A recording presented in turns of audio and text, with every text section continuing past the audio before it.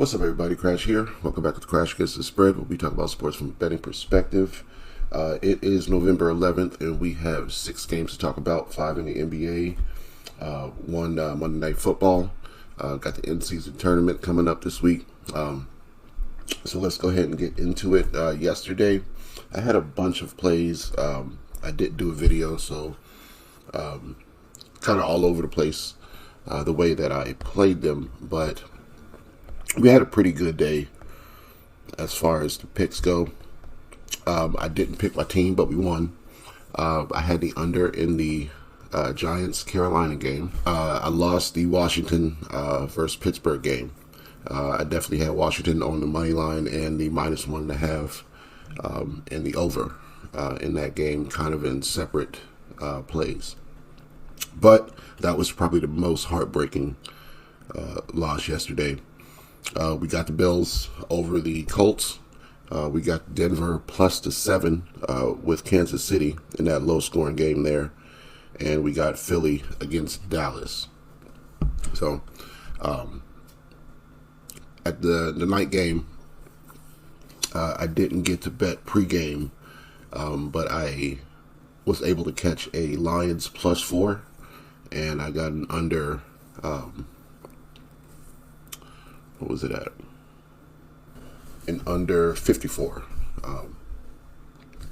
Sometime in the second quarter. So ended the night pretty well after a couple of my 1 o'clock and 4 o'clock bets didn't hit and didn't get those parlays the way I wanted to start off my week. But we did end off on a good note with the Lions in the Houston game. Too bad Houston couldn't score in the second half, which it's not their first time doing it. It's not their first time having a good first half and a bad second half. So Lions keep rolling, even with Jared Goff's 5 interceptions. So that was yesterday. As far as the NBA goes, we have Cleveland still rolling. We have Golden State still playing good ball.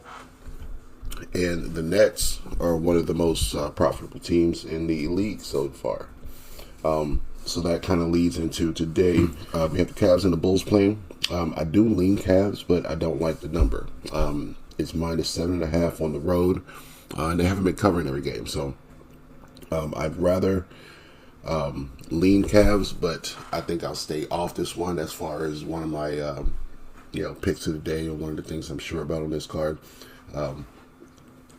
Bulls have covered, this number with good teams this year, but it's been up and down. So I would almost say, Cavs, money line and maybe the over. But like I said, I'm going to stay off this game. Wizards and the Rockets. Rockets are home favorites, 13.5 points. Totals at 227.5. I really want to get to the Wizards, but I don't think I can. They've had a couple stretches where they were playing good ball, but recently they've been getting blown out, and they're both on a back-to-back. If it was just the Rockets on a back-to-back, I might trust the Wizards to come in and sneak in that back door, but I can't get there with the Wizards in this game with the Rockets at home. Nets and the Pelicans, like we said, the Nets are one of the most profitable teams, 8-2 against the spread this year. The Pelicans are really, really banged up. I think 4 out of their 5 starters are out, and 1 is questionable. So, not even really sure who's playing. But I know it won't be their starting 5. And the Nets keeping it close with. Nets have played close games with Cleveland, Boston, Memphis. They do have a loss to the Pistons up here, but they've beaten Chicago.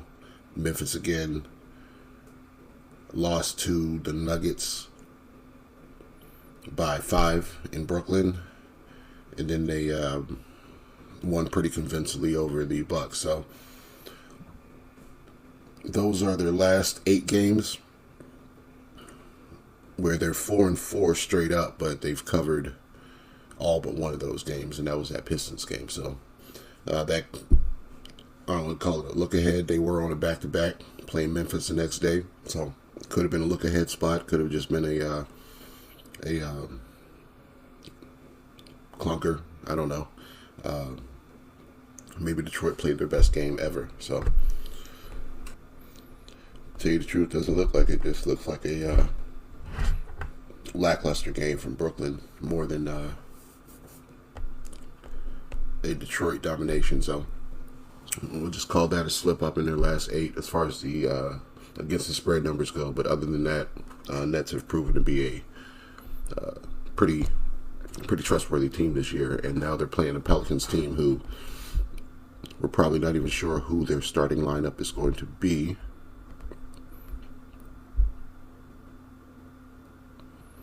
Yep, so I only recognize Ingram and Alvarado on this list, and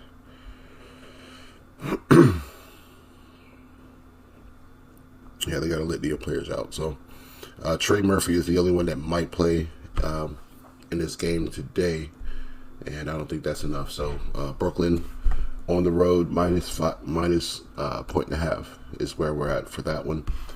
Clippers and Thunder. Chet Holmgren is out for 2 months, and I don't know if the Thunder have the size to compete with Zubac all game long, and whoever those guys are that's going to be down there that do have the size, I don't think they can compete offensively or defensively with them. So it's going to have to come down to a lot of outside scoring, and they do have a couple other injuries that they're dealing with as well. So this is a good chance for the Clippers to get a road win, and they have a better record on the road so far this year than they do at home.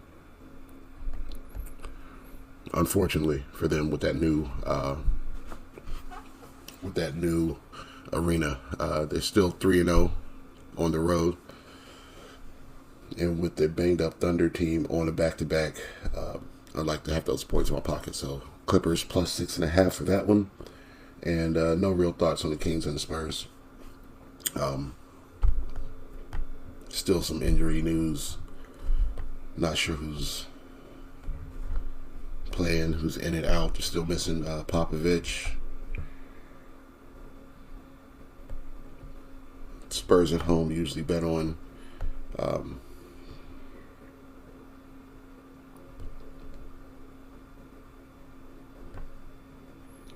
don't know. I'd lean to the Kings in that one, honestly. But I doubt I bet it. Just haven't seen them actually play this year, so lean Kings, but not betting it. So my 2 picks for the NBA card are going to be the Nets minus the 1.5 and the Clippers plus the 6.5. As far as the NFL game goes, we got the Dolphins at the Rams. Tua is playing. We've had 4 games with Tua, 4 games without. Dolphins obviously look way better with Tua. Rams started off the season kind of slow, and as it progresses, they have, I guess, been getting better, but they've been getting a little bit unhealthier as they go. I think their whole is a strong word. I think most of their offensive line is out for this game. Got one out, nose tackle out. Avila injured knee. Dotson questionable ankle. Guard shoulder. So a lot of their offensive line is out, which means that if the Dolphins can get pressure on Stafford, that might lead to at least a slow start while they figure out if they can get the run game going and whatnot. But that leads me to believe that the under could be a good play, because I don't believe that Miami's just going to run all over the Rams all game long. But if the Rams are going to have trouble scoring, then I'd lean to the under, because I think Miami will be able to run a little bit, and if they're up, they're going to run out that clock. And I keep getting burned on overs, so I think the under is the way to go. It's all the way at 49. I wouldn't be surprised if it went over, but I'm leaning Dolphins, and I'm leaning to the under. So those are my thoughts for the NFL game. Got the Dolphins and the under, and then I got the Nets and the Clippers. So lock those in. Let's get this money. We'll be back tomorrow to talk some more sports.